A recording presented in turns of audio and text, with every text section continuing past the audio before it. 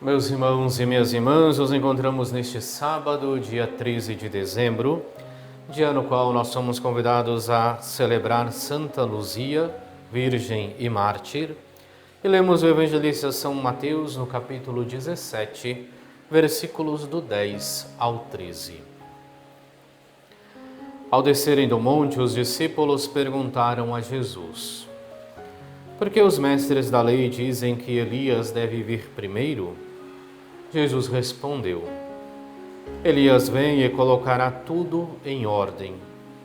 Ora, eu vos digo, Elias já veio, mas eles não o reconheceram. Ao contrário, fizeram com ele tudo o que quiseram. Assim também o Filho do Homem será maltratado por eles. Então os discípulos compreenderam que Jesus lhes falava de João Batista. Palavra da salvação, glória a vós, Senhor.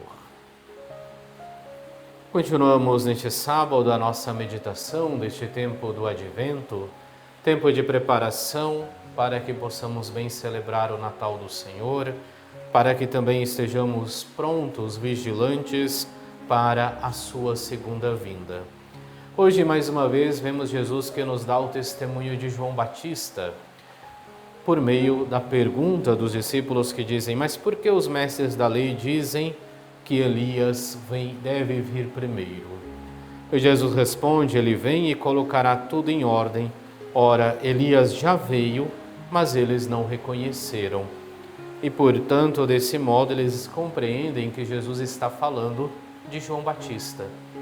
Esse Elias, aquele que veio para preparar os caminhos do Senhor, já se fez presente, é sinal de que o Messias também se faz presente. É claro que, no entanto, Jesus aproveita da oportunidade para falar da cabeça dura que tem aqueles que muitas vezes se dizem os detentores da sabedoria, os conhecedores da religião.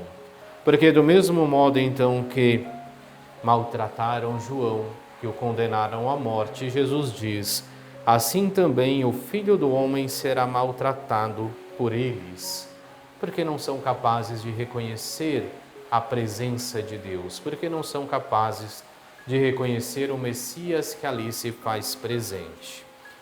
É interessante percebermos essa fala de Jesus, porque ela se liga um pouco também à santa que nós hoje recordamos, Santa Luzia.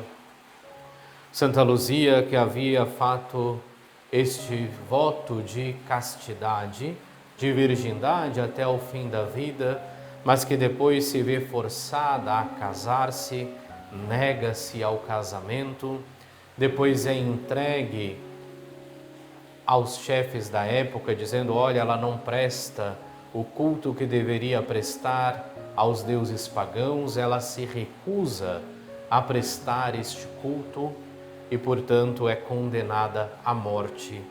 Primeiro, sendo colocada diante de uma junta de bois, para que a puxassem pelos membros e a esquartejassem.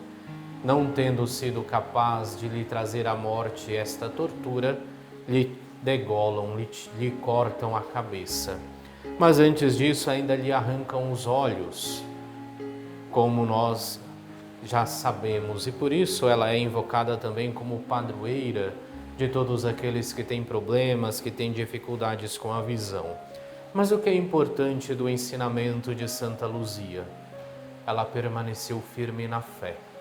Mesmo diante da perseguição, mesmo diante da tortura, mesmo diante do momento limite da vida de cada um de nós, onde você deve escolher ou Cristo ou a sua vida, ou adora os deuses pagãos, ou continua adorando este único Deus e seja condenada à morte.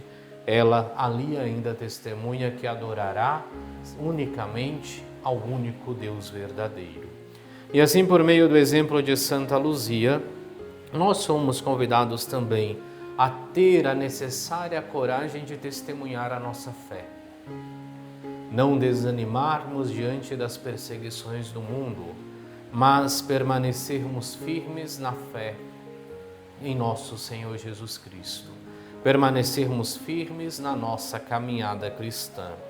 Por isso que ao longo desse dia possamos fazer este compromisso que, como Santa Luzia, tenhamos a coragem de testemunhar verdadeiramente a nossa fé. Oremos. Senhor, a gloriosa intercessão de Santa Luzia, Virgem e Mártir, reanime o nosso fervor, para que, celebrando hoje o seu martírio, contemplemos um dia as realidades eternas. Por nosso Senhor Jesus Cristo, vosso Filho, que é Deus e convosco vive e reina, na unidade do Espírito Santo, por todos os séculos dos séculos. Amém. E abençoe-vos Deus Todo-Poderoso, Pai e Filho e Espírito Santo. Amém.